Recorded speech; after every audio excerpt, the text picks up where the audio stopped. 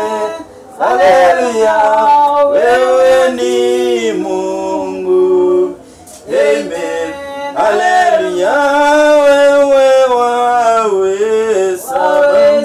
Amen. Haleluya, wewe waweza. Amen. Haleluya, wewe waokoa Baba. Amen. Haleluya, wewe waokoa. Amen. Haleluya. Amen. Amen. Haleluya. Bwana asifiwe. Amen. Bwana asifiwe kanisa. Amen. Nimeokoka, Kristo ni Bwana. Siku ya leo nashukuru Mungu kwa sababu ya wakati huu na kwa sababu ya muda huu. Natukuza Mungu kwa sababu ya kunipa hii kibali. Namshukuru sana. Pia nashukuru mtumishi wa madhabahu Apostle Daniel kwa sababu ya kunipa hii nafasi ili nikaweze kunena pamoja nanyi, na ninaamini ya kwamba tutabarikiwa. Kwa majina yangu naitwa Pastor Elizabeth na nimeokoka, Kristo ni Bwana.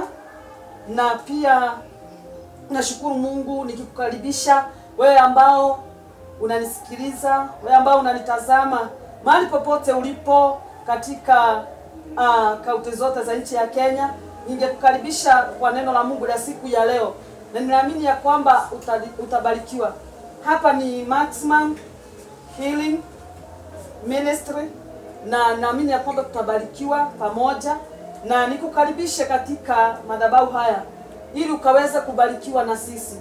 Ni madhabahu ambao tumemwamini Mungu, tunaamini Mungu anatenda, na tunaamini miujiza ya kutoka kwa Mungu. Kwa hivyo karibu sana wewe uko hapo, wewe ambao unanisikiliza, wewe ambao unanitazama, karibu sana nikukaribishe katika hii madhabahu, tutembelee ili ubarikiwe.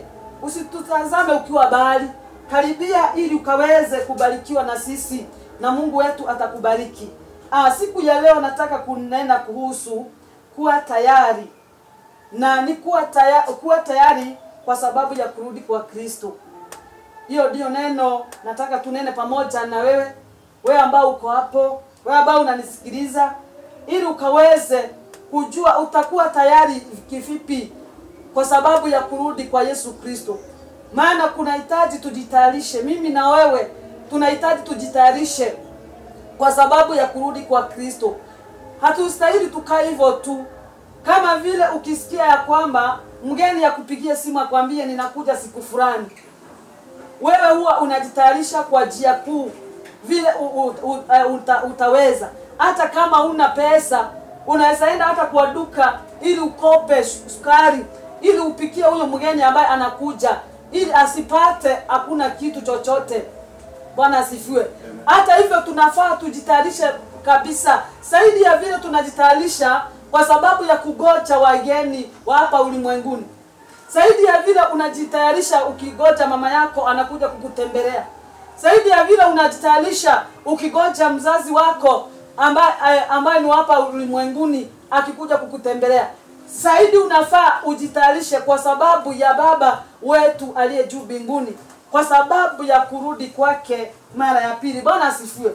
Kwa hivyo tunafaa tujitayarishe, mimi na wewe, ili Yesu Kristo atakaporudi na ujira wake atupate tukiwa tumejitayarisha.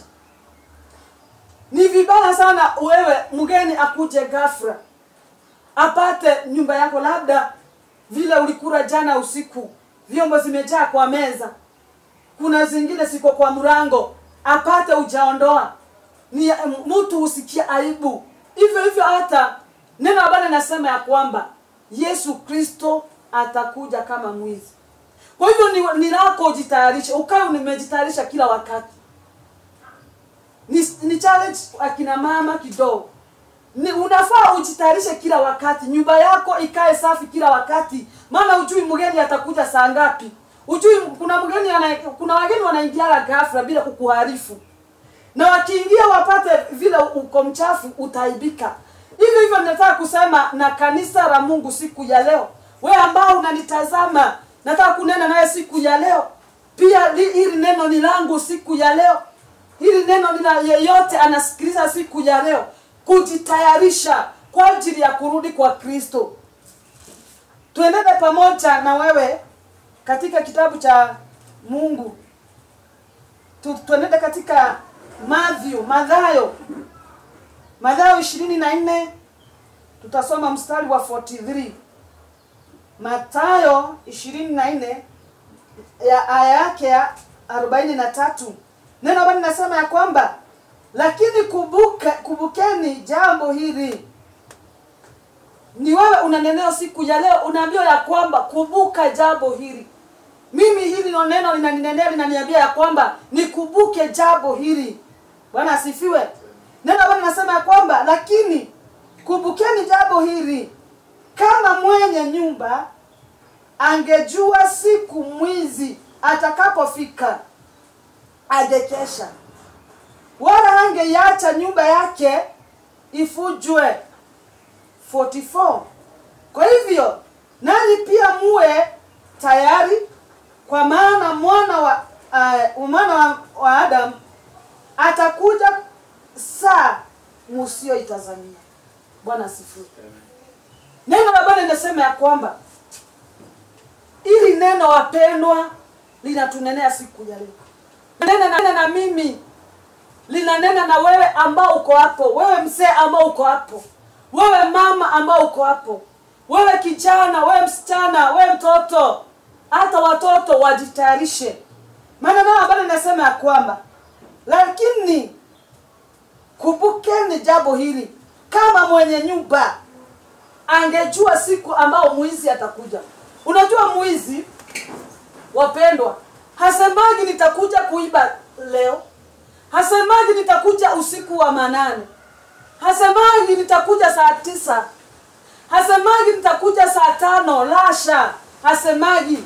Kwa sababu nini? Hiyo ni siri yake mwenyewe. Kwa hivyo hawezi akakwambia nitakuja masaa fulani. Kwa sababu nini? Atajua akikwambia masaa ambao atakuja, utajitayarisha na vitu kadhaa. Utajitayarisha, labda utaita watu wakae kwa nyumba yako, labda utaita polisi wakae kwa nyumba yako, labda utakuwa na vifaa kama panga, utakaa na vitu za kujikinga. Ndio maana mwizi hawezi akasema siku ambaye atakuja ama atakuja saa ngapi. Na neno Bwana linasema ya kwamba, Biblia inasema ya kwamba kama mwenye nyumba angejua saa yenye mwizi atakuja, angekesha. Bwana atusaidie. Kwa hivyo mwenye nyumba angejua mwizi atakuja saa 9, angekaa macho, angekaa kwa kiti, angelala, angekaa amejitayarisha, labda akuwe na vilimbi kwa mdomo, ili akisikia mlango ikibishwa apige mayowe nao majirani wamsaidie. Lakini ole wake hakujua. Hiyo jambo limefananishwa na kurudi kwa Kristo. Maana Biblia inasema kwamba hakuna yeyote anajua kurudi kwake Yesu Kristo. Hakuna yeyote anajua atakuja siku gani, atakuja mwezi gani, atakuja masaa gani. Haleluya. Biblia inasema kwamba mwenye nyumba angejua masaa ambayo mwizi anakuja, angekesha. Na Biblia inasema ya kwamba kama mwenye nyumba angejua siku mwizi atakapofika, angekesha, wala angeiacha nyumba yake ifunjwe. Bwana asifiwe. Kwa hivyo huyu mwenye nyumba angejua masaa ama siku yenye mwizi angekuja. Neno Bwana linasema ya kwamba angekesha, hangeacha nyumba yake ifujwe. Hii ni mfano ambayo Biblia inatupatia sisi kama kanisa. Wewe ni kanisa la Kristo. Wewe ni biharusi wa mwanakondoo Yesu Kristo. Mimi ni biharusi wa mwanakondoo Yesu Kristo. Na ninafaa nijitayarishe, na wewe unafaa ujitayarishe. Bwana asifiwe. Na Biblia inasema ya kwamba hapo tukisoma mstari wa 44, kwa hiyo nanyi pia muwe tayari, kwa maana mwana wa mtu atakuja saa msiotazamia. Bwana asifiwe.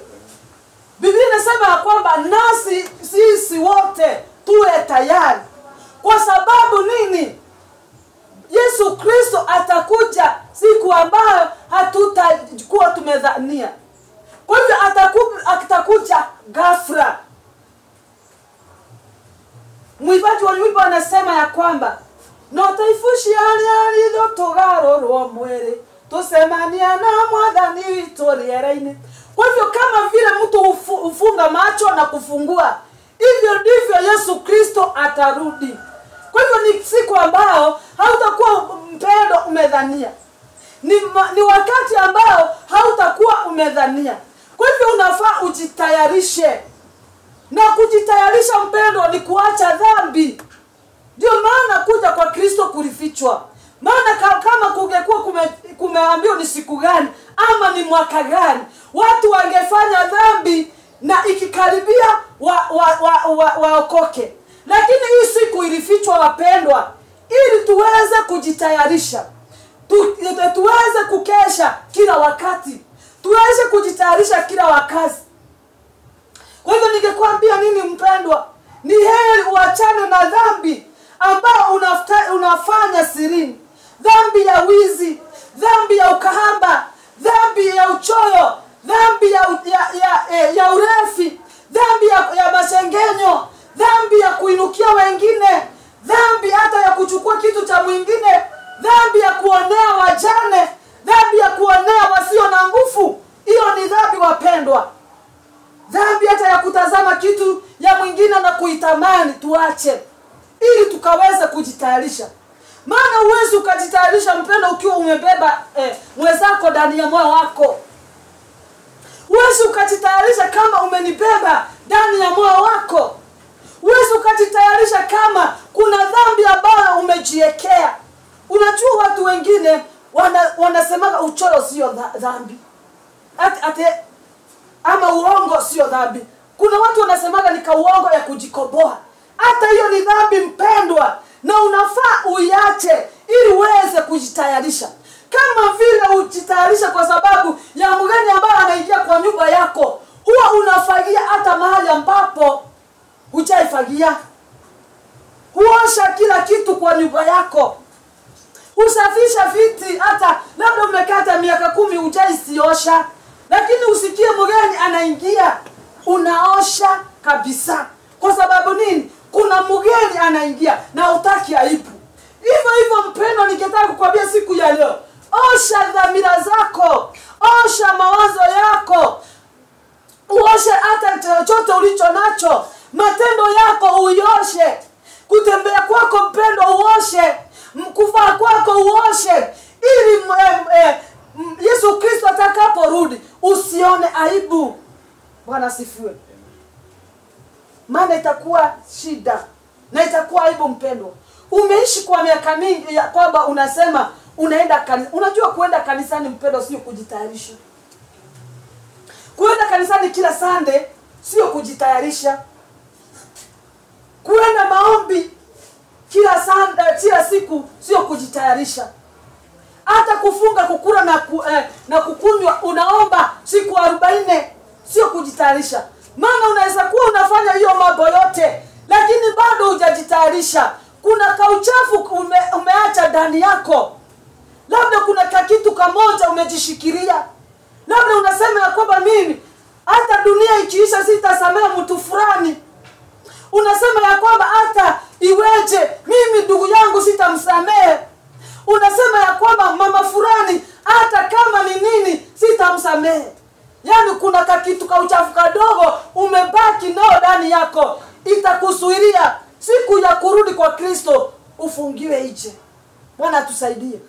Kwa hivyo ni wakati wetu wapendwa, tujitayarishe namna yote. Vile mtu hujitayarisha kwa nyumba yake. Hata wengine huenda hata labda una viti vizuri kwa nyumba yako. Unaenda unamuomba neighbor, nisaidie na ile kiti yako ama na vitambaa zile zako, kwa sababu niko na wageni wananitembelea, labda wanatoka Nairobi, labda wanatoka Nakuru, labda wanatoka ng'ambo, na una kitu kizuri, viti vizuri za kuwaketisha. Hivyo unajitayarisha, unafanya bidii fanya bidii hivyo kujitayarisha ndani ya moyo wako, ili Yesu Kristo atakaporudi usione aibu. Na ili hali umeishi kusema kwamba mimi nimeokoka, nampenda Kristo, yani na siku ya mwisho ifike uone aibu. Ni vizuri tujitayarishe, kwa sababu Yesu Kristo anarudi, na ni siku ambayo hatujadhania. Na Yesu Kristo akisema anarudi, hata kosa kurudi. Si kama vile kuna mgeni anaweza kukwambia ninakuja siku fulani, na ujitayarisha kabisa. Hata labda ukope unga umpikie chapati, ukombe mayai umpikie, labda alafu akufeli, akose kukuja. La, sivyo kwa Yesu Kristo. Yesu Kristo, Biblia inasema kwamba atarudi wakati ambao hatutakuwa tunadhania. Na ukisikia ya kwamba atarudi, mpendwa, ni vizuri ujitayarishe. Maana hujui kama ni kesho, hujui kama ni leo after service, hujui kama ni masaa haya tunaongea, hujui. Bwana asifiwe. Kwa hivyo ni wakati wetu tujitayarishe kila wakati, wapendwa. Kama vile miaka huenda, mtu anaongezea mwaka mwingine, hivyo mpendwa, enda ukijitayarisha kwa kiwango. Vile unaenda kwa wokovu, enda ukijitayarisha, enda ukijiosha, enda ukiondoa uchafu ambao unaweza kukuzuilia kumuona Kristo. Ondoa uchafu wa moyo, wapendwa. Unaweza kuwa wewe ni msafi mwili ambao tunaona, hakuna vazi ambao ufai, hakuna kiatu inatoka na usifai, hakuna nywele inatoka na usisongwe, lakini ndani yako uko na uchafu ambao unaweza kukuzuilia kuona Kristo. Ni wakati wako mpendwa, ujitayarishe. Ondoa dhambi, ondoa vizuizi ambazo zinaweza kukuzuilia umuone Kristo. Ni wakati wako ujitayarishe. Na kujitayarisha, wapendwa, unaweza jitayarisha kupitia maombi. Unaweza jitayarisha kupitia kusoma neno la Mungu. Maana neno la Mungu hutuelekesha njia za Mungu. Neno la Mungu hutuelekesha vile tutakaa vizuri ili tukaweza kumpendeza Mungu. Ole wako wewe ambao utaishi ukisema kwamba umeokoka, na ili hali bado hujajitayarisha. Endelea kujitayarisha mpendwa, kwa ajili ya kurudi kwa Kristo. Endelea kujitayarisha mpendwa, ili siku ya mwisho usione aibu. Maana itakuwa aibu wewe umeishi katika nyumba ya Mungu miaka nenda miaka rudi. Labda tangia usaliwe ulipata wazazi wako katika nyumba ya Mungu na ukaendelea kama mimi. Mimi nilisaliwa katika nyumba ya wokovu. Nilipata mama yangu na baba yangu wako katika nyumba ya Mungu, wakanilea katika nyumba ya Mungu. Nikafundishwa neno la Mungu. Na Mungu abariki mwalimu wangu anaitwa Grace. Alinifundisha njia za Mungu nikiwa mtoto wa Sunday school, na nikalelewa katika Sunday school. Na nikafika mahali nikiwa na miaka 13 nikamkubali Kristo, nikahubiriwa, nikajua kuna kufuata wazazi, kuenda kanisani, na kuna kukiri Kristo. Sasa nikiwa na miaka 13 nikakiri Yesu Kristo kama mwokozi wangu. Na inaweza kuwa ni hasara niishi katika nyumba ya Bwana tangu usaliwa, alafu siku ya mwisho ifike nione aibu. Kwa hivyo ndio maana najitahidi kila wakati kujitayarisha. Bwana asifiwe. Kwa hivyo ni wakati wako mpendwa, ujitayarishe. Wewe mzee ambao unanisikiliza, sijui kujitayarisha kwako umefikisha wapi. Endelea kujitayarisha. Acha dhambi. Hata kako kwa dhambi hata hilo unaona ni kidogo, wachana nayo. Kuna wengine mambo yao yote ni sawa, lakini kuna dhambi ambao wewe unasema hutaiacha hata Yesu arudi. Unajua dhambi, kubebana kwa moyo, kushukia mwingine, kudharau mwingine kwa sababu hana. Hiyo ni dhambi mpendwa. Wacha tujitayarishe. Tuachane na mambo ambayo inaweza tusuiria kumuona Kristo wakati atakaporudi. Tujitenge na dhambi za aina zote. tujitenge na dhambi ambazo Mungu anaweza tuona akiwa mbinguni asukishwe nazo. Bwana asifiwe. Wana wa Israeli walipokuwa wanatoka nchi ya Misri wakielekea nchi ya ahadi, neno Bwana linasema kwamba wakanugunika mbele za Musa kwa sababu waliona njaa, wakanugunika.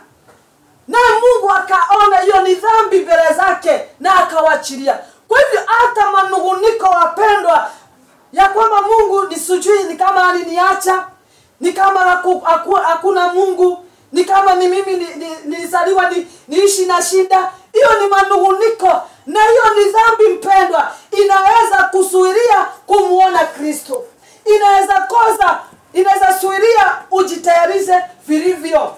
Kwa hivyo ni wakati wako mpendwa, ujitayarishe. Ni wakati wako ndugu, ujitayarishe.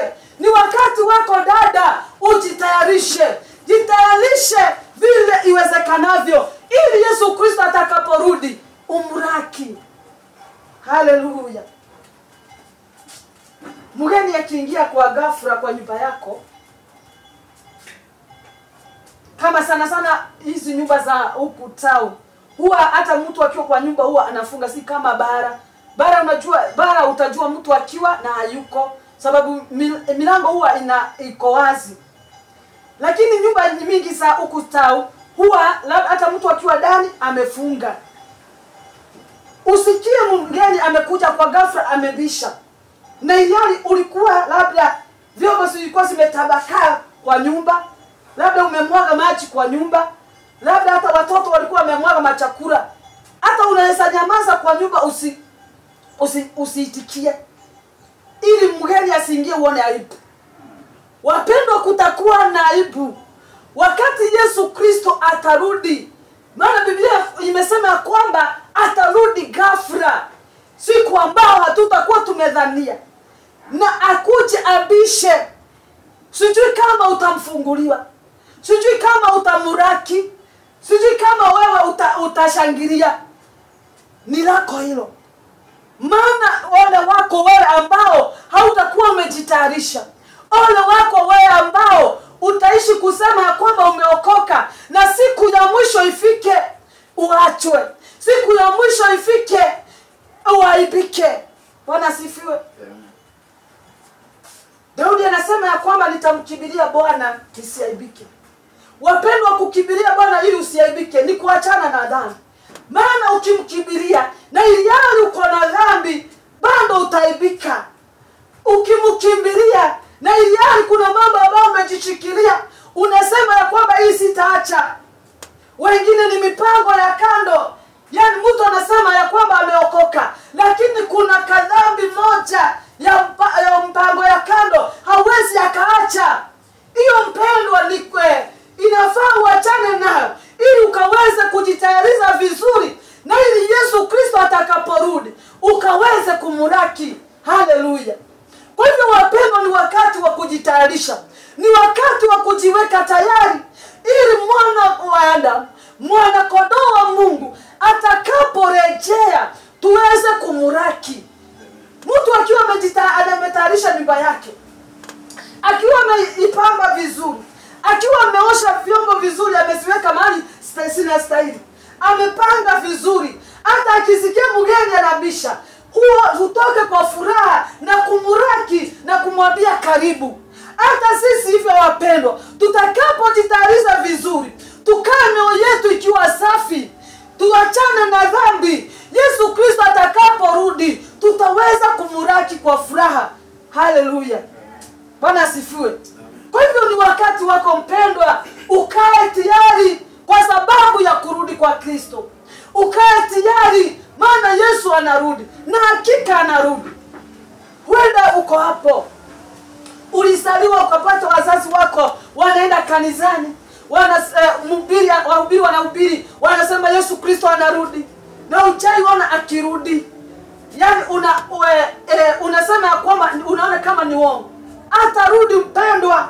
Haijalishi ni miaka gani itaisha, haijalishi kama atarudi kuwa mzee ama ukiwa mtoto.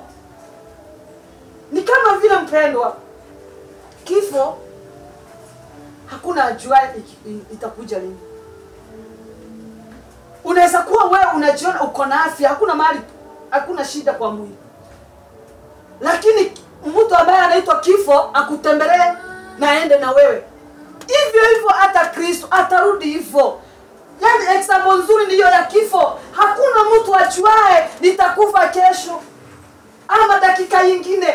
Hata mtu akiwa kwa hospitali, hata kama ameojeka kabisa, anajitiana nguvu ya kwamba mimi nitapona, hajuaye sekondi nyingine nitakuwa nimeshaenda. Kwa hivyo mpendwa, kama vile kifo hujia mtu kwa ghafla, hata kurudi kwa Kristo itakuja ghafla, hakuna yeyote atajua. Kwa hivyo ni letu tujitayarishe kila wakati, dakika kwa dakika, maana hatujakamilika.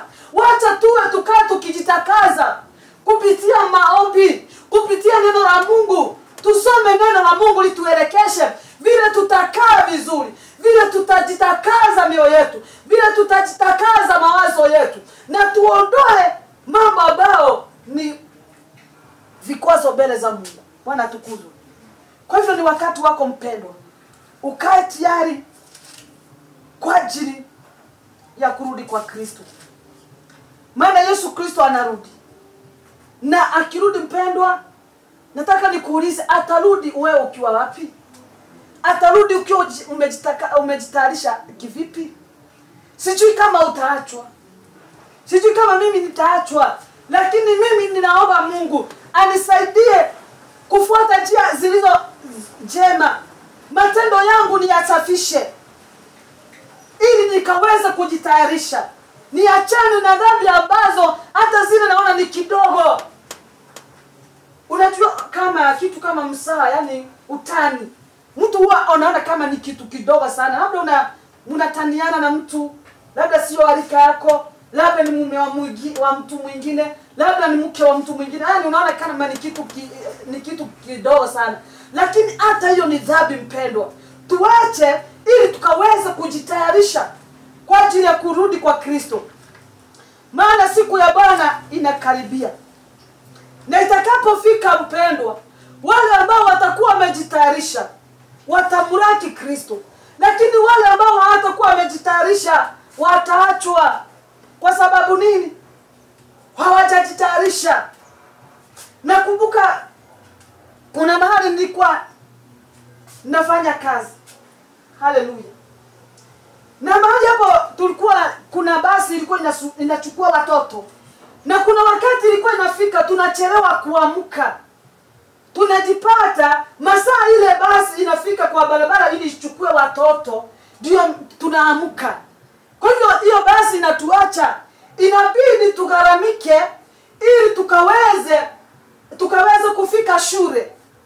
Hivyo hivyo wapendwa, yule atakuwa amejitayarisha vizuri, Yesu Kristo atakaporudi ataachwa. Na akiachwa, ole wako wewe ambao hautakuwa tayari. Maana Biblia inasema kwamba wengi watajiokoa na damu zao. Kwa hivyo ni kugaramika. Heri ujitakaze, heri ujitayarishe, ili siku ya Kristo ikifika, ambayo ni siku ya kiyama, itakapofika uwe tayari mpendwa, ili ukaweze kuenda pamoja na Kristo. Haleluya. Neno Mungu katika hiyo Mathayo 25. Tutasoma tuanzie mstari wa 6. Inasema nini? Usiku wa manane kukawa na kelele, haya bwana harusi anakuja, nendeni mkamuraki. Hapo wale wasichana wote wakaamka, wakasitayarisha taa zao. Wale wapumbafu wakaambia wale wenye busara, tupeni mafuta yenu kidogo, maana taa zetu zinazimika.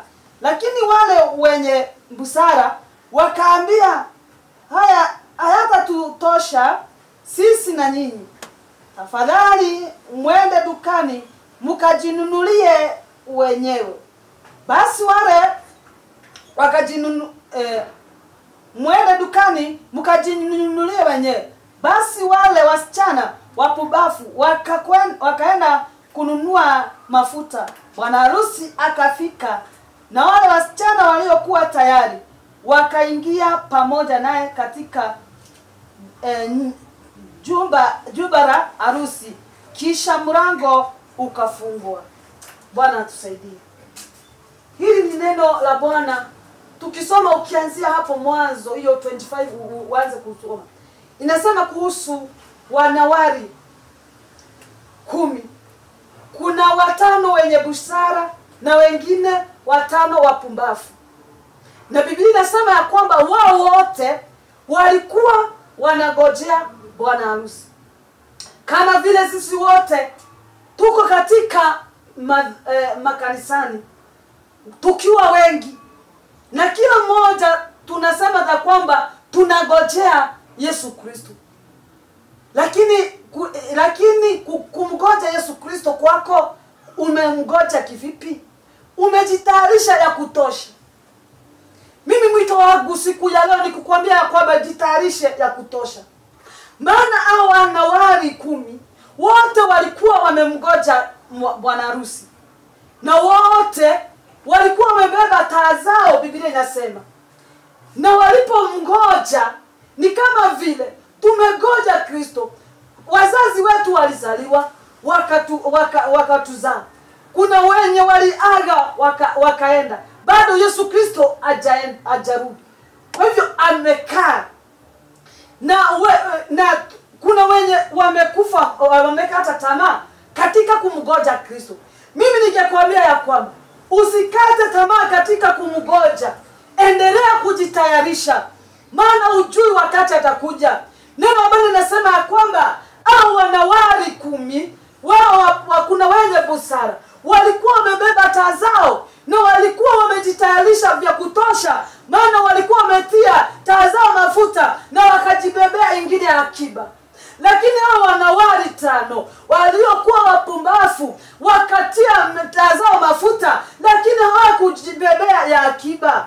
Na pia bwana harusi wakati alikawia, taa zao zikazima. Na neno Bwana linasema kwamba hapo tumesoma verse 6, 25 verse 6 Matthew, ya kwamba usiku wa manane kelele ikasikika ya kwamba bwana harusi amefika. Na wale wasichana walikuwa wapumbavu wakaambia wao wenye busara ya kwamba tuazimeni mafuta kidogo, maana taa zetu zimezima. Lakini hao wenye walikuwa waerefu wakaambia ya kwamba haiwezi katutosha na iwatoshe, nendeni zenu mkanunue kwa maduka. Na wakati walipokuwa wakitoka wakaenda kununua mafuta, bwana harusi akaingia na mlango ikafungwa. That means walifungiliwa nje. Wapendwa, mimi sijui kama ni wewe utakuwa wakufungiwa nje. Na iliyari umeishi katika nyumba ya Bwana, unadai ya kwamba umeokoka. Labda wewe ni kiongozi wa kanisa na umedai ya kwamba umeokoka. Labda wewe ni mchungaji na umedai ya kwamba umeokoka, lakini siku ya mwisho ifike ufungiwe nje. Ole wako. Ni vizuri ujitayarishe. Weka mafuta yingine. Na kuweka mafuta, mpendwa, ni kukaa ukijitayarisha, ni kukaa ukijitenga na dhambi ambazo zinaweza kusuiria ukamuone Mungu, ambazo zinaweza kusuiria ukamuone Kristo. Maana wengi wetu hata wacho kwa sababu ya kitu kikubwa, labda nika kitu kadogo, mpendwa, umeshindwa kuacha. Ningekusihi siku ya leo, wachana na hako ka kitu kadogo ambao umeishi kufanya. Hiyo utani, hiyo mpango wa kando, hiyo ka kitu kadogo kuenenda kuzongea wengine, achana na hiyo kitu kidogo ili ukaweze kujitayarisha. Maana hao wanawari wapumbavu hawakuachwa kwa sababu ya kitu kikubwa, ni vile hawakuwa wamejiwekea mafuta ya kutosha. Pendwa, jiwekea mafuta ya kutosha, jioshe kabisa ya kutosha, ili Kristo atakaporudi uwe wa kufanana na yeye, uwe wa kulithi ufalme wake. Na ufalme wa Mungu utalidhiwa na wale watakaye kaa tayari, wale wataachana na dhambi, wale watajitenga na dhambi ambazo ni chukizo mbele za Mungu. Bwana asifiwe. Hao watu wanaitwa wana wa Israeli. Walipokuwa wanatoka nchi ya Misri, wakiwa jiani waliona tabu. Wakiwa jiani kulikuwa wakaona njaa. Biblia inasema ya kwamba wakiwa huko jiani, wakati waliona njaa wakaanza kuteteza Musa mtumishi wa Mungu, wakasahau kule Mungu aliwatoa, wakasahau zile ahadi Mungu aliwaahidia. Na waliposahau wakaanza kufanya dhambi, wakaambudu miungu ya dama, wakajitengenezea miungu mingine, wakaanza kuiabudu. Wapendwa, ni wakati wa kujitayarisha. Tusikate tamaa kumngojea Kristo. Wacha tuendelee kujitayarisha. Wacha tuendelee hata kuingia katika kuzama katika Ukristo ndani. Tusitoke. Unajua kuna wengine walitoka wakati waliona Yesu amekaiwa. Kama vile wana wa Israeli walipoona ya kwamba Mose amekaia, wakaanza kujitengenezea miungu mingine. Kuna wengine wameona ya kwamba kama Yesu amekawia kurudi, wameanza kujitengenezea miungu tingine.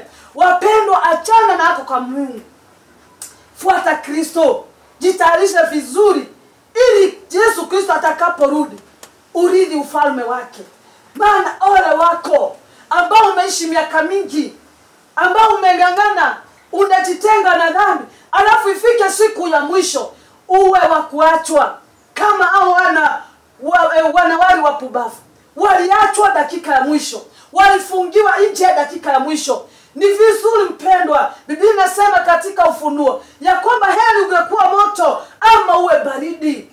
Wapendwa, mimi langu ningekusihi leo uwe moto ili ukaweza kujitayarisha. Maana ukiwa moto, leo uko moto, kesho uko baridi, wapendwa, hautaweza kujitayarisha. Yesu atakufumania na atakuacha. Kwa sababu nini? Labda hujui kama atakuja wakati utakuwa baridi. Heri uwe moto kila wakati. Niku advise kidogo. Kuliko ukuwa moto na uwe baridi, afadhali tena ungekuwa baridi kabisa ama uwe moto kabisa. Kuliko yani wewe uko hapa, unasema wewe unaenda, tena kesho uendi, hautaeleka na itakuwa hasara. Maana kuna mambo ulichinyima na siku ikafika ukaachwa. Heri mpendwa ujitayarishe vya kutosha. Maana kuna hasara wapendwa kwa wale ambao hawatajitayarisha. Au wanawali watano waliokuwa warefu, Biblia inasema kwamba walikuwa wamejiwekea mafuta yao tayari na wakabeba ingine na chupa. Na wakati mwana kondoo bwana harusi aliingia, hawakuachwa, waliingia pamoja naye kwenye karamu. Je, nikuuliza siku ya leo mpendwa, umejitayarisha kivipi? Moyo wako ni safi? Yesu Kristo akirudi kama siku ya leo, Yesu Kristo akirudi dakika nyingine, atakupata ukiwa aje? Utakuwa tayari? Utafungiwa nje ama utaingia pamoja na yeye? Wapendwa, heri mtu ujitayarishe ili wakati Yesu Kristo atakaporudi katika ufalme wa pili, tukaingie pamoja na yeye na tukaweze kufikwa mavazi ya utukufu wake. Bwana asifiwe. Haleluya. Bwana inuliwe. Amen. Ni vizuri wapendwa tujitayarishe. Na kujitayarisha wapendwa, hata kama unawezaona kama ni gharama. Maana kuna mambo, unajua huu mwili ulifika kwenye ulikuwa naenda.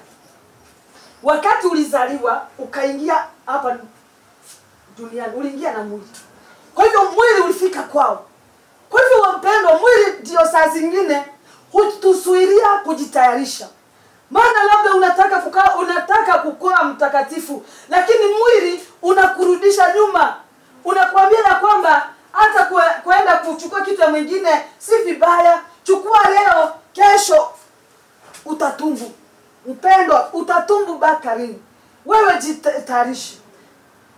Biblia inasema ya kwamba hakuna mtu mkamilifu na yani 100%. Kwa hivyo kila wakati tunafaa tutubu dhambi. Tunakaa tujitayarishe kila wakati. Wakati unaingia kwa maombi, ambia Bwana nipe hekima ya kukaa kwako. Ambia Bwana akupe maarifa ya kukaa kwake. Ambia Bwana akuongoze. Maana wengi wetu wataachwa kwa sababu ya kujiongoza. Wengine wetu wataachwa kwa ajili ya kushukia wengine. Maana walipenda kujiongoza. Labda kuna mwingine ataachwa kwa sababu labda alisema ya kwamba mimi sitaienda kanisa. Maana wachungaji huwa ni pesa wanatafuta. Mpendwa, acha nikwambie, wakati Yesu Kristo atarudi, hakuna mchungaji na hakuna mshirika. Sisi wote tunatafuta ufalme. Sisi wote tunatafuta vile tutafurahisha Muumba wetu. Kwa hivyo wewe wachana na mchungaji, wachana na mshirika mwenzako. Wewe jitayarisha kivyako ili ukaweze kurithi ufalme wa mbinguni. Maana unaweza sema ya kwamba mchungaji alinikwaza ama mshirika mwenzangu alinikwaza, ndio sasa siendi kanisani. Ndio sasa sitawahi kwenda kanisani. Wacha nikwambie mpendwa, Yesu Kristo atakaporudi, au utapeana hizo excuses. Hata hakutakuwa na excuses. Yesu yeye Biblia inasema kwamba atanyakua, hata okota, atachukua moja yule ambaye amejitayarisha. Na hakuna excuses utapeana ya kwamba mimi nilikwazwa na mtu fulani, ya kwamba mimi ni mapasta walinikwaza. Lasha, wewe jitayarishe kivyako, na ili Yesu Kristo atakaporudi ukaweza kumuraki na ukaweza kuingia pamoja naye katika damu ya Kristo. Bwana asifiwe. Kwa hivyo ni wakati wetu wapendwa, tukaweza kujitayarisha, tukaweza kukaa vizuri ndani ya Kristo, tukaweza kuachana na dhambi ambazo sitaweza kutuzuilia kumraki Kristo, tukaweza kuachana na machukizo mbele za Mungu, tuondoe manunguniko mbele za Mungu. Maana wengi wetu labda tumeokoka lakini manunguniko ndio mengi. Neno la Bwana linasema ya kwamba wakati wana wa Israeli walinungunika mbele za Mungu, wakanungunika kwa Musa, Mungu alikasirika akawaachilia. Wapendwa, acha tuondoe manunguniko, tuondoe mambo yote ambayo inaweza suiria tujitayarishe vizuri. Unajua ukiwa kwa nyumba yako huna maji, huna moto, wewe ukaweza kujitayarisha kwa sababu ya mgeni ambaye atakuja. Sababu nini? Maji itatumika kuosha nyumba, maji itatumika kupika, moto itatumika kupika. Kwa hivyo maji ambao ni neno la Mungu ambao utusafisha kila wakati, wacha iwe ndani yetu ili tuongoze katika kujitayarisha. Kwa hivyo mpendwa, soma neno la Mungu wakati uko kwako, wakati uko peke yako. Si ati kana unasoma Biblia wakati unaenda kwa nyumba ya Mungu.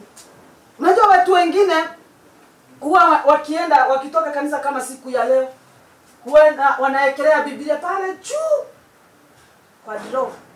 Wakiekelea hapo siku ya Sunday jioni, wataitoa siku ya Sunday, the following Sunday asubuhi, wanaongaonga hivyo fumbi.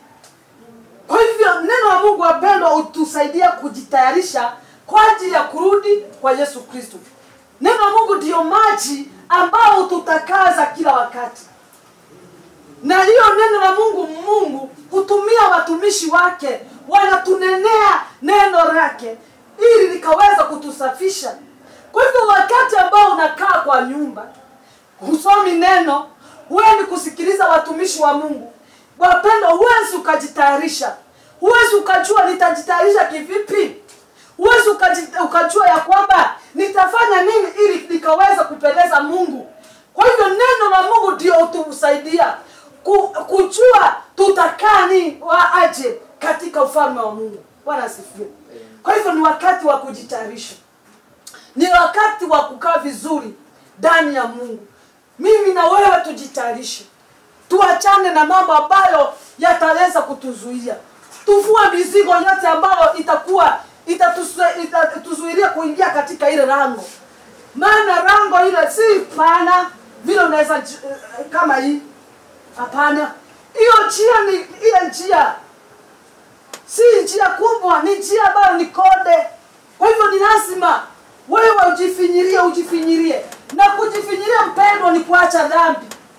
Kujifinyiria mpendo ni kuacha yale ambayo mwili unakuonyesha ni mazuri, lakini kwa Mungu sio mazuri. Kwa hivyo ujizuilie sana ili ukaweza kujitayarisha.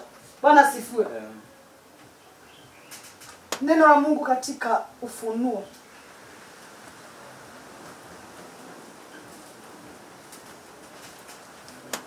Ufunuo 16.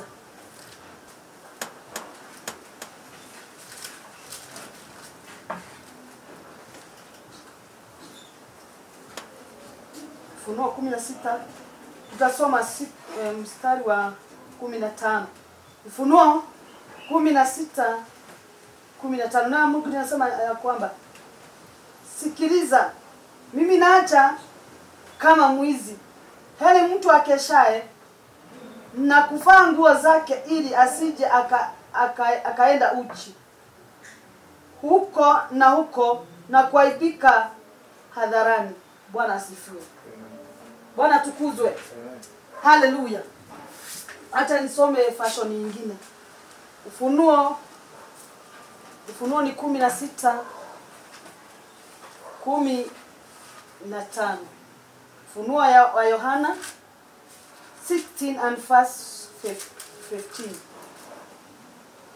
Neno hapo linasema ya kwamba tazama naja kama mwizi, heri akeshaye na kutunza mavazi yake, asikae uchi hata watu wakaione aibu yake. Bwana asifiwe. Kwa hivyo heri, Biblia inasema heri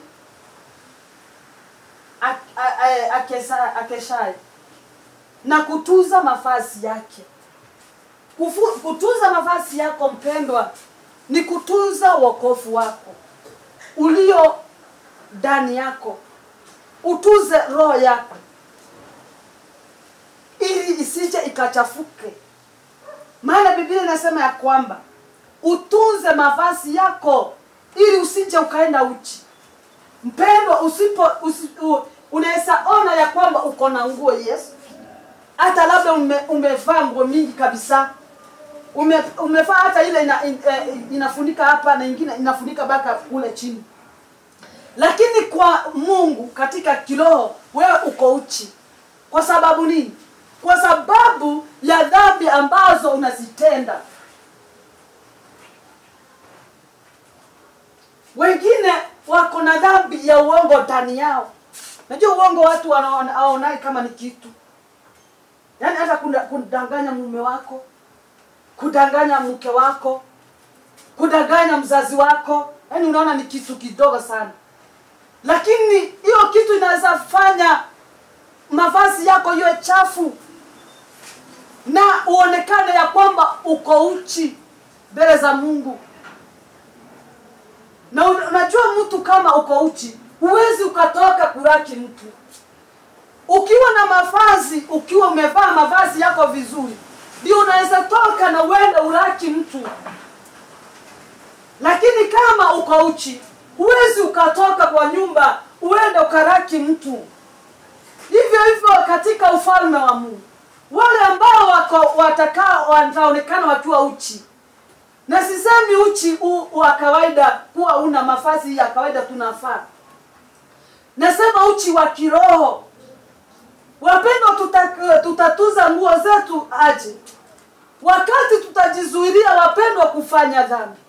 Wakati tutajitunza katika hatua zetu, mienendo yetu ikampendeze Mungu, kuongea kwetu wapendwa kukampendeza Mungu. Vile mpendo unaongea, wacha idhihirisha kwamba umeokoka. Vile unatazama watu ama vile unatembelea watu, wacha uonekane kwamba umeokoka, ili utunze mavazi yako. na ili wakati Yesu Kristo atakaporudi ukaweze kumraki, maana utakuwa na mavazi yako. Bwana asifiwe. Lakini mpendwa, usipotunza mavazi yako ambao ni ya wokovu, ambao ni wokovu ambao Yesu Kristo alitufia msalabani, mpendwa, utakaa uchi, na Yesu Kristo atakaporudi hautaweza kumraki. Maana neno la Bwana linasema kwamba utaona aibu, watu watakuona. Kwa hivyo mpendwa, ni heri ujitayarisha vizuri, utunze mavazi yako ya wokovu, na ili Yesu Kristo atakaporudi ukaweze kumraki. Bwana asifiwe. Neno la Bwana linasema ya kwamba